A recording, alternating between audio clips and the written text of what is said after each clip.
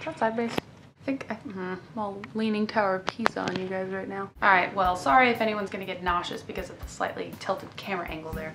My bad. Anyway, hey, so it's been a little bit of time since I've last made a video. My bad. Oops. Really have no other excuse than that. I graduated. That's kind of an excuse, right? All right, so now you're thinking about congratulations instead of I hate you. So that's good. Moving on, I wanted to talk to you today about Chuck Palahniuk. Specifically, I wanted to talk about two books. The first being Fight Club, the second being Invisible Monsters.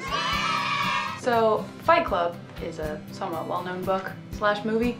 You've probably heard of the movie or seen the movie. The book is about our unnamed narrator who has insomnia issues, and to deal with those issues, he goes to these terminal illness slash cancer support groups. He does not have any of these things, but he goes to kind of feel better about himself, and here he meets Marla, who, as it turns out, is there for the same reason he is. Marla is like kind of suicidal and a little bit, but you know, so is our narrator. Eventually, our narrator meets this guy named Tyler Durden. I don't know if you've heard of him. He's Brad Pitt in the movie. There you go. And things begin to change when Tyler sets up these fight clubs, which are these like fights that are set up in bars or clubs, like after hours. And you know, there's all the rules of Fight Club. Rule number 1, you don't talk about Fight Club. It's a huge cult that follows this. But this is the book. It's kind of cool edition of it and all that sort of thing. Not gonna lie, I was a little bit disappointed when I read it. It was wild. It was interesting, but I did see the movie first. I saw the movie like years ago, so I'm sure that had a slight influence on you know, the spoiler part of the book. I don't really think it measured up quite to the hype that surrounds this whole cult. It was interesting. I would recommend it if you're a fan of the movie, or if you're wanting to read something that's crazy and not particularly heavy. There we go. Not heavy, but entertaining. So anyway, the second Chuck Palahniuk novel I read, actually that's a lie, I read this one first and then I read Fight Club. But the second one I read is Invisible Monsters, and it's actually a very cool cover. This one's about a girl, a model who gets her face halfway blown off and she can't talk anymore because her face is halfway blown off. I like this one a lot more. I feel like it had more, a little bit more depth to it.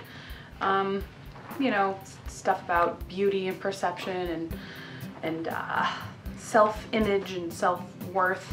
Plot twists in here were interesting and crazy, and sometimes I'll just be like,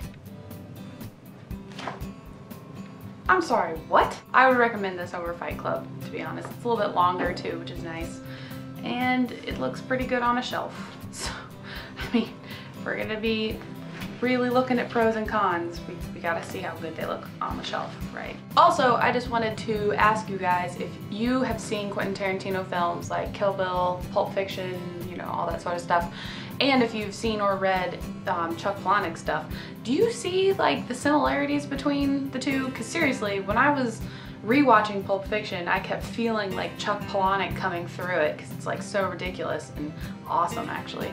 I actually like Quentin Tarantino stuff more than Chuck Palahniuk, but like when I was reading Invisible Monsters and Fight Club, I was just like, this is like reading a Quentin Tarantino film. My phone is celebrating the fact that, you know, I brought that point up. I don't know, do you guys feel that way? Let me know, because sometimes my brain just makes really weird connections between seemingly unrelated things. This happens to me constantly. It's kind of, it's just my phone right there. Now it won't do that. But anyway, yeah, just let me know in the comments. What do you think? And last part of this video, I wanted to do a currently reading thing, just because, I don't know, I like to see what people are currently reading, and I wanted to share with you. So the first one is The Book Thief by Marcus Zusak. I'm really good at remembering the author's names.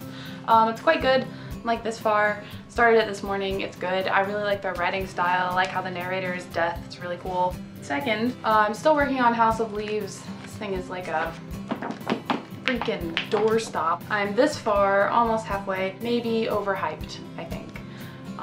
I do like it, but Hitler's Empire by Mark Mazauer. His is a cool ass name. I get into like genre fits. No, that sounds like a disease. I get into like genre moods. There we go.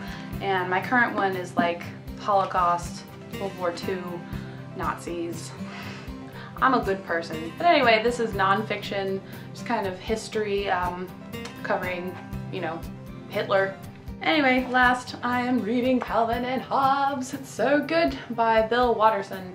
It's just a collection of Calvin and Hobbes. Look at them. They're so cute. And this is to balance all the Hitler stuff I'm reading. So anyway, you should comment below what you are currently reading or what you are about to start reading. And also your thoughts on Quentin Tarantino and Chuck Palahniuk because I said so.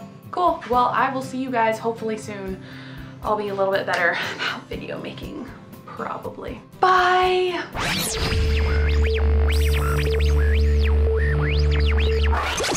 See, like, a definition not found in the dictionary, it just dropped like all my books. Sorry guys, at least they're not library books, right?